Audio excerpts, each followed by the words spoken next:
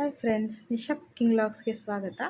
ಇವತ್ತು ನಾನು ಒಂದು ರುಚಿಕರವಾದಂಥ ಎಗ್ ಫ್ರೈ ಮಾಡೋದು ತೋರಿಸ್ತಾ ಇದ್ದೀನಿ. ಈ ರೀತಿ ಮಾಡ್ಕೊಂಡು ತಿಂದು ನೋಡಿ. ನೀವು ಪದೇ ಪದೇ ಇದೇ ರೀತಿ ಮಾಡ್ತೀರಾ. ತುಂಬ ಈಸಿಯಾಗಿರುತ್ತೆ ಇದು. ನೋಡಿರಿ, ಇಲ್ಲಿ ಒಂದು 8 ಎಗ್ಗನ್ನು ತೊಗೊಂಡಿದ್ದೀನಿ. 8 ತತ್ತಿ ತೊಗೊಂಡು ಇವಾಗ ನಾನು ಕುಕ್ಕರಲ್ಲಿ ಒಂದು ವಿಸಿಲ್ ಹಾಕಿಸ್ತೀನಿ. ನೋಡಿರಿ, ಎಗ್ಗು ನಾವು ಅದು ಕ್ರ್ಯಾಕ್ ಆಗಬಾರ್ದು, ಹೊರಗೆ ಬರಬಾರ್ದು ಅಂದರೆ ಎಗ್ಗು ಪೂರ್ತಿ ಮುಳುಗೋ ಥರ ನೀರನ್ನು ಹಾಕಬೇಕಾಗತ್ತೆ.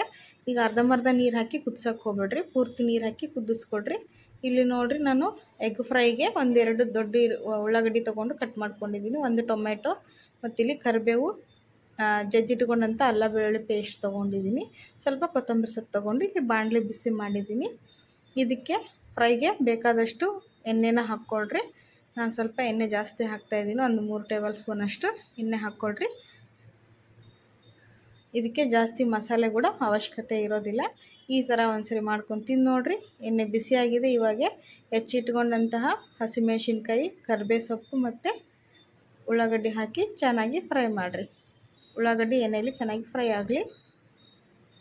ಆಮೇಲೆ ಇದಕ್ಕೆ ಒಂದೊಂದನ್ನೇ ನಾವು ಸೇರಿಸ್ತಾ ಹೋಗೋಣ. ನೋಡಿರಿ, ಉಳ್ಳಾಗಡ್ಡಿ ಚೆನ್ನಾಗಿ ಕೆಂಪಗಾಗೋ ಥರ ಫ್ರೈ ಆಗಿದೆ. ಇದಕ್ಕೆ ಜಜ್ಜಿಟ್ಕೊಂಡಂಥ ಅಲ್ಲ ಬೆಳ್ಳುಳ್ಳಿ ಮತ್ತು ಟೊಮೆಟೊನ ಕಟ್ ಮಾಡಿ ಇಟ್ಕೊಂಡಂಥ ಟೊಮೆಟೊನ ಹಾಕಿ ಇದನ್ನು ಕೂಡ ಚೆನ್ನಾಗಿ ಫ್ರೈ ಆಗಿರಿ. ಎಣ್ಣೆಯಲ್ಲಿ ಟೊಮೆಟೊ ಮೆತ್ತಗಾಗಿ ಚೆನ್ನಾಗಿ ಬೇಯಬೇಕು. ಅಲ್ಲಿವರೆಗೂ ಇದನ್ನು ಫ್ರೈ ಮಾಡಿರಿ. ಚೆನ್ನಾಗಿ ಎಣ್ಣೆಯಲ್ಲಿ ಫ್ರೈ ಆಗಲಿ. ಇವಾಗ ರುಚಿಗೆ ತಕ್ಕಷ್ಟು ಉಪ್ಪು ಹಾಕ್ಕೊಳ್ರಿ.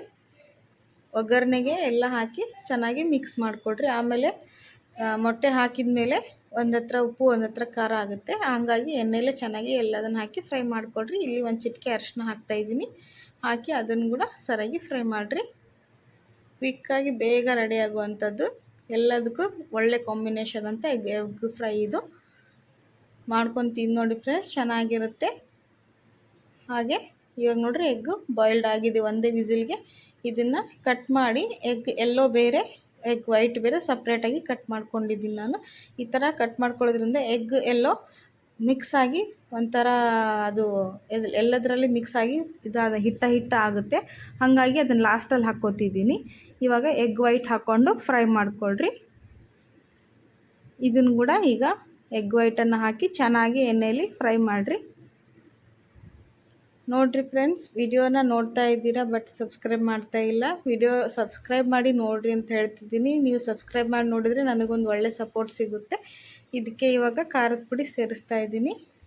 ಆಮೇಲೆ ಸ್ವಲ್ಪ ಚಿಕನ್ ಮಸಾಲ ಹಾಕ್ತಾಯಿದ್ದೀನಿ. ಹಾಕಿ ಅದನ್ನು ಕೂಡ ಚೆನ್ನಾಗಿ ಫ್ರೈ ಮಾಡಿಕೊಡ್ರಿ. ಚಿಕನ್ ಮಸಾಲೆ ಇಲ್ಲಾಂದರೆ ಗರಂ ಮಸಾಲೆ ಕೂಡ ಹಾಕ್ಕೋಬೋದು. ಇವಾಗ ಎಗ್ ಎಲ್ಲ ಸೇರಿಸಿ ಅದನ್ನು ಕೂಡ ಚೆನ್ನಾಗಿ ಫ್ರೈ ಮಾಡಿ ಮೇಲೆ ಸ್ವಲ್ಪ ಕೊತ್ತಂಬರಿ ಸೊಪ್ಪು ಉದುರಿಸಿದರೆ ಎಗ್ ಫ್ರೈ ರೆಡಿ ಆಯಿತು. ನೀವು ಕೂಡ ಮಾಡ್ಕೊಂಡು ತಿಂದು ನೋಡಿ ಫ್ರೆಂಡ್ಸ್. ಇದು ಪೂರಿ ಜೊತೆ, ಚಪಾತಿ, ರೊಟ್ಟಿ, ರೈಸ್ ಜೊತೆ ಎಲ್ಲದಕ್ಕೂ ಒಳ್ಳೆ ಕಾಂಬಿನೇಷನ್. ನೀವು ಕೂಡ ಮಾಡ್ಕೊಂಡು ತಿಂದು ನೋಡಿ.